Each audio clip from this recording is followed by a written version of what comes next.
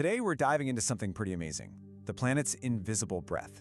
It's this hidden relationship between, well, every living thing and the air we all share. And it turns out, life itself is secretly running the show. You know that smell when you're walking through a forest, especially after it rains? That fresh, green, kind of earthy scent? What is that really? Is it just the smell of trees and wet dirt? Well, it turns out that scent is so much more. It's actually a tiny piece of a massive planet-wide process. It's the sound, or I guess, the smell, of the entire biosphere exhaling. And yeah, just like us, if the planet is exhaling, it has to be inhaling too. It's this constant cycle that literally shapes the air all around us. Okay, so where is all this breathing happening? Let's set the stage. It's all going down in what's called the troposphere. That's the lowest layer of the atmosphere, stretching up about 6 to 12 miles. It's our neighborhood, you know. It's where we live, where clouds form, where all our weather happens. But think about it.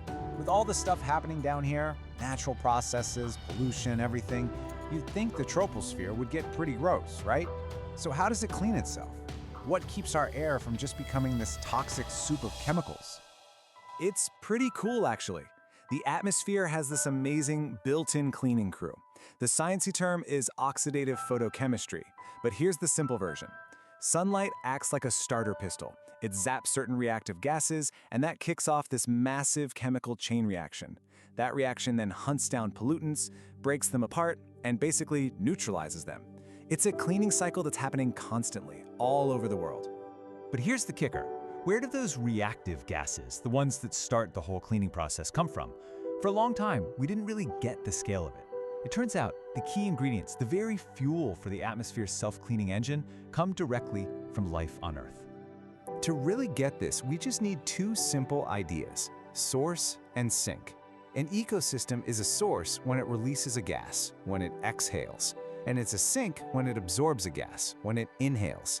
It's a two-way street. So what is life exhaling? A whole cocktail of stuff. Forests, for example, they release these things called volatile organic compounds. That's basically the forest smell we were talking about. Then you've got soils breathing out nitric oxide, the oceans are releasing sulfur and carbon monoxide, and even tiny microbes are pumping out methane. All of these are fuel for those cleaning reactions.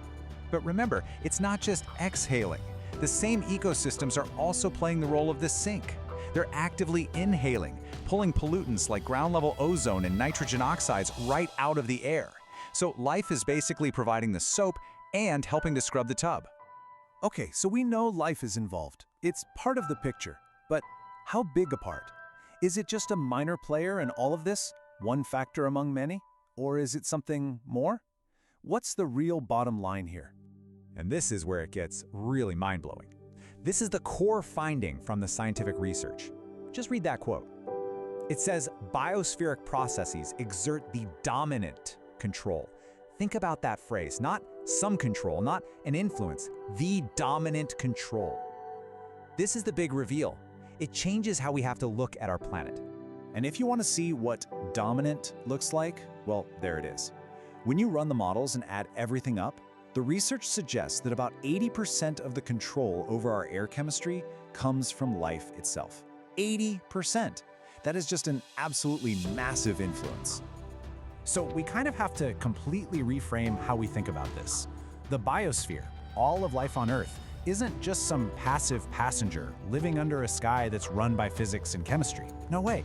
Life is in the driver's seat. It's the primary force shaping the chemical balance of the air we breathe. And that's why this matters so much. Because if life is in control, then the health of our ecosystems is directly tied to the air's ability to clean itself.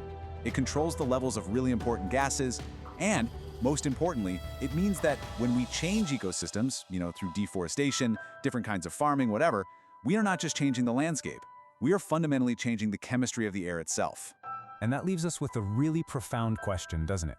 For millennia, the planet's breath has kept this incredibly delicate balance. And as our actions continue to alter ecosystems all over the globe, we have to ask ourselves, how are we changing the rhythm of that breath? And in doing so, how are we changing the very air that keeps every single one of us alive?